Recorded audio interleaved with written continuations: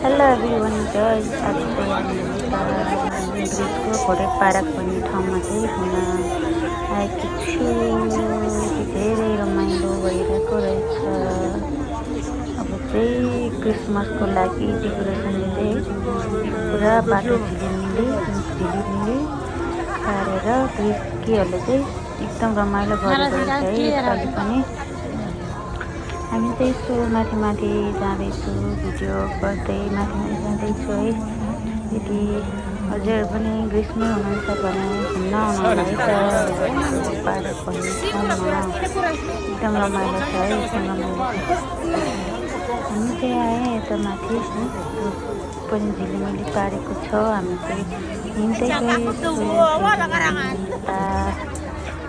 माथि कलरफुल भएको ठाउँमा लाग्यो।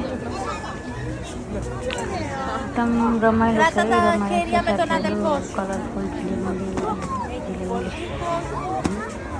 ल हजुर पनि आउनुहोला। हामी पनि अरू त खासै कोही पनि थिएन, त्यही पनि यसो जानु त भनेर यति चाहिँ अगाडि हिँड्दै हुन्छ घुम्न आयो। तर खासै मान्छेको भिडभाड मात्र थियो, त्यति रमाइलो चाहिँ लागेन। तपाईँहरू पनि रमाइलो नआउनुहोला र चिसो हावा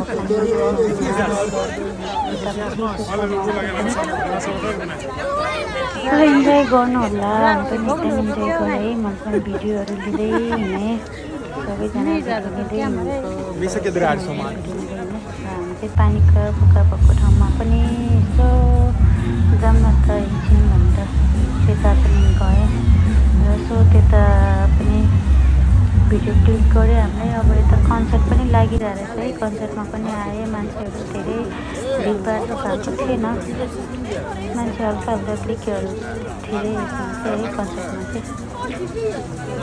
प्रोग्राम चाहिँ हुँदैछ रहेछ प्रोग्राम, तर मैले चाहिँ बुझिनँ है यहाँको भाषा।